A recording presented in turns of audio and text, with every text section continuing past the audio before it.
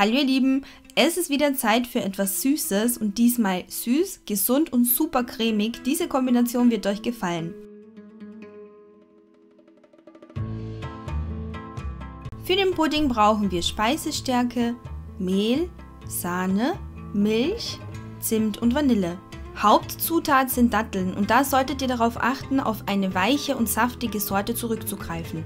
Im Online-Shop von Dattelmann findet ihr über 15 verschiedene Dattelsorten, zum Beispiel Sukari, Astaka, Masafati oder Bavallini, die eignen sich super für diesen Pudding.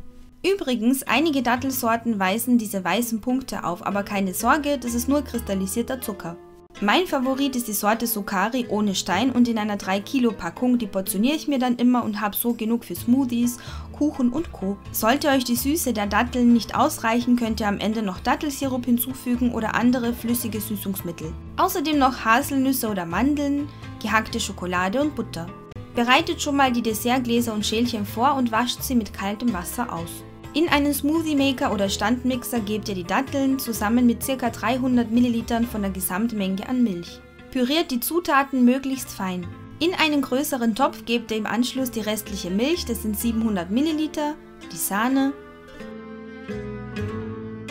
die pürierte Dattelmilch,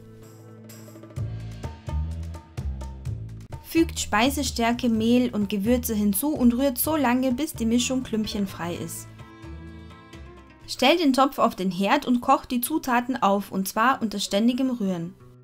Es dauert ein bisschen, bis sich ein Pudding gebildet hat, aber nur Geduld und wie gesagt, fleißig rühren, damit euch die Mischung am Boden nicht anbrennt.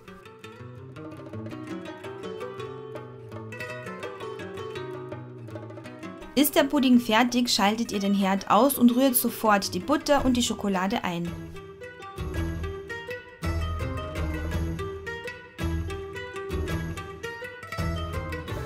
Die gemahlenen Haselnüsse oder Mandeln in diesem Rezept sind optional, denn nicht jeder mag diesen Crunch. Wenn ihr sie also mögt, verwendet sie, wenn nicht, auch kein Problem.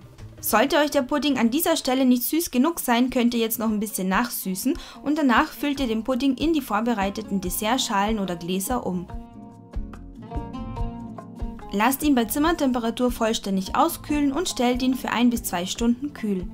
Im Anschluss kann dekoriert werden und ich verwende geschlagene Sahne, Erdbeeren, Bananen, Kiwi und Granatapfelkerne.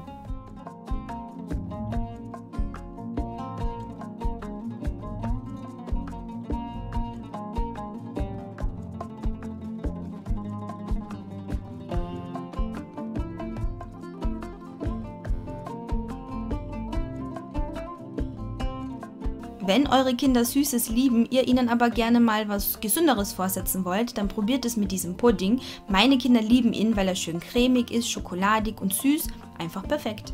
Und natürlich gibt es wieder ein Angebot von meinem Kooperationspartner für meine Follower, und zwar ganze 15% Rabatt auf euren Einkauf im Online-Shop von Dattelmann.